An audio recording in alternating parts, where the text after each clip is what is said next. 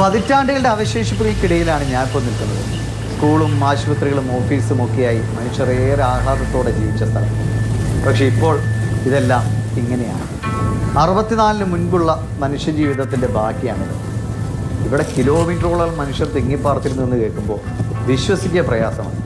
പക്ഷേ പ്രകൃതിയുടെ തീരുമാനങ്ങൾക്ക് മുന്നിൽ നമ്മൾ മനുഷ്യർ എത്ര ചെറുതാണ് എന്ന് ഓർമ്മിപ്പിക്കുക കൂടിയാണ് ഈ മുൻപ്.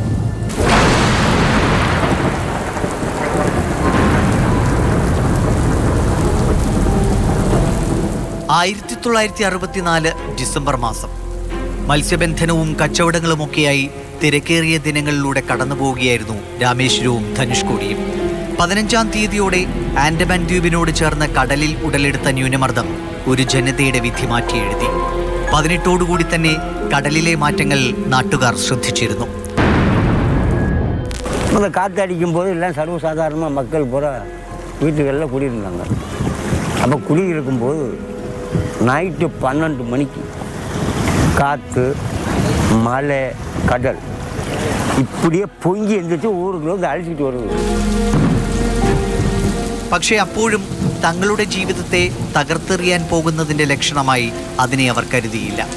ന്യൂനമർദ്ദം ചുഴലിക്കൊടുങ്കാറ്റായി മാറി. മേഖലയിലാകെ കനത്ത മഴയും കാറ്റും.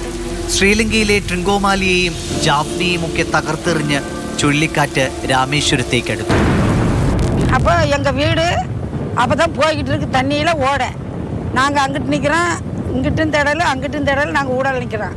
நாங்கள் இந்த திடலுக்கு வரதுண்டா ஆபத்தான சூழ்நிலை. அதோட ஒரு தோணி வருது.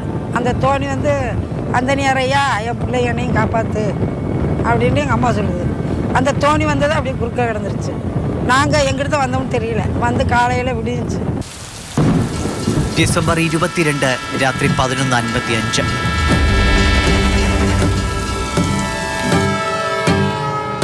ധനുഷ്കോടി ലക്ഷ്യമാക്കി പാമ്പൻ ധനുഷ്കോടി പാസഞ്ചർ ട്രെയിൻ നീങ്ങുകയായിരുന്നു. 6 ബോഗികളിലായി 110 യാത്രക്കാരും 5 ജീവനക്കാരും. പതിവ് പോലെ വളരെ പതുക്കെ ട്രെയിൻ പാമ്പൻ പാലത്തിലേക്ക് പ്രവേശിച്ചു. കുറച്ച് മീറ്ററുകൾ താണ്ടിയതും മുൻപിലതാ മല പോലെ തിരമാലകൾ.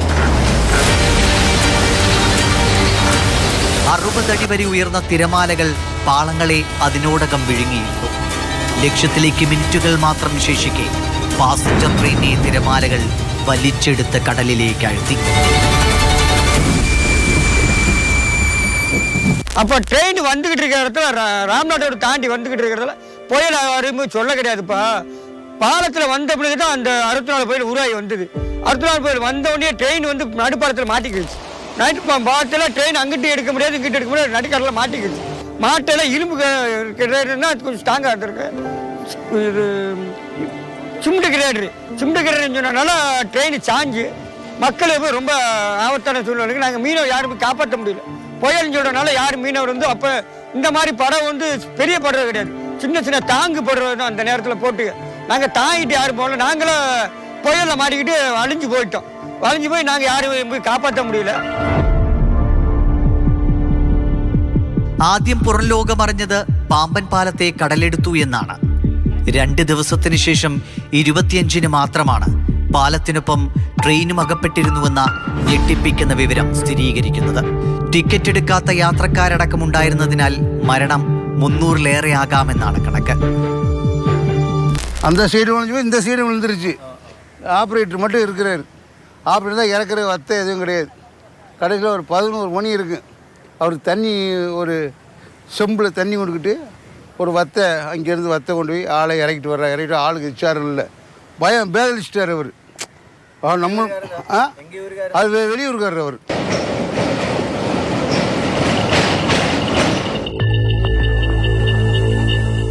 പതിറ്റാണ്ടുകൾക്ക് മുമ്പ് സജീവമായിരുന്ന ഒരു തീരദേശ പട്ടണം എന്ന് പറയാം ധനുഷ്കോടി.